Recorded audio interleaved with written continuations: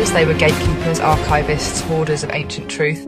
Inside the archives, you will not find speculations, you will find proof. History is a fabrication. Proof that civilizations more advanced than ours have risen and fallen, buried beneath layers of deception.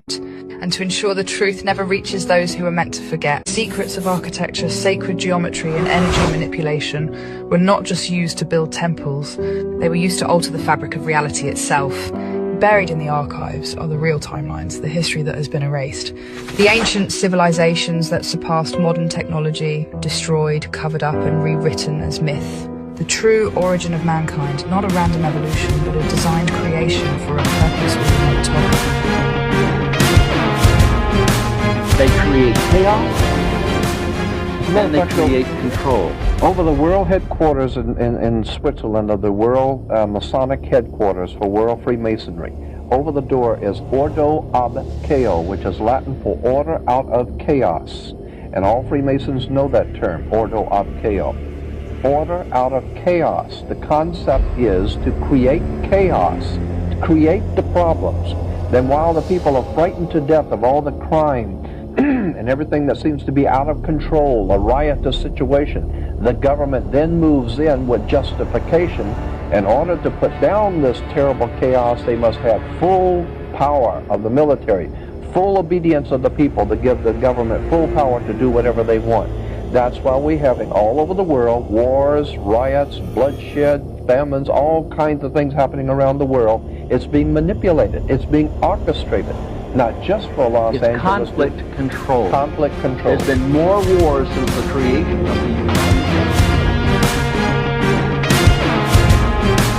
What if I told you the Oscars aren't just an award show? The red carpet represents the sacrificed inner liquids, the golden statue, an idol called Sokar, and the winners, chosen to push the narratives they're ordered to. The Oscars don't reward acting in movies. They reward acting in real life.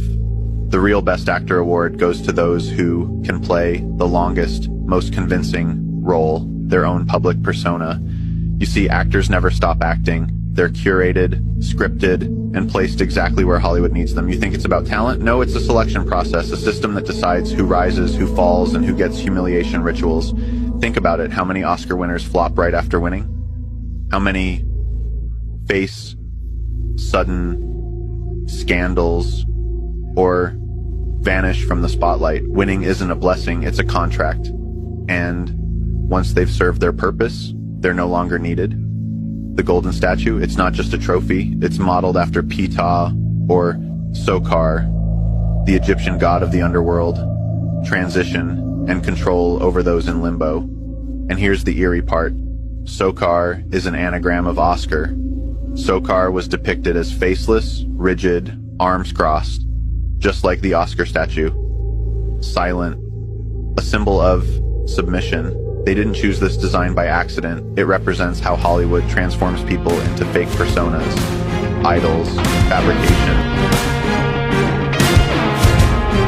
What if I told you that time zones aren't just about keeping track of time, and that they were created as part of a secret global experiment for psychological manipulation and control? Time zones were invented not for convenience, but to keep different regions of the world in mental separation, creating artificial divisions that affect how we think and feel. Back in the late 1800s, when time zones were first standardized, powerful officials and early industrial moguls realized that people's energy, productivity, and even emotions were highly sensitive to synchronization with the natural rhythms of the day.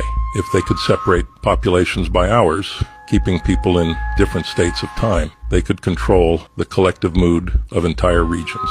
For instance, some time zones are intentionally kept out of sync with their true solar time, causing low-level psychological dissonance. People in different zones feel subtly disconnected, mentally isolated from each other, even if they don't realize it. The ultimate effect, a world population that can never truly unite or synchronize. This is a joke for entertainment. Good God, don't come for me. What the Jews wear the little black square on the forehead. That's a symbol for the planet Saturn. Incidentally, the Star of David is, of course, a hexagram. And on the planet Saturn, on the North Pole, is a hexagram. A lot of people don't know that. Go on the web and just look for Saturn's hex, or the hex on Saturn, and you will see a large hexagram, far, far bigger than the Earth could ever be.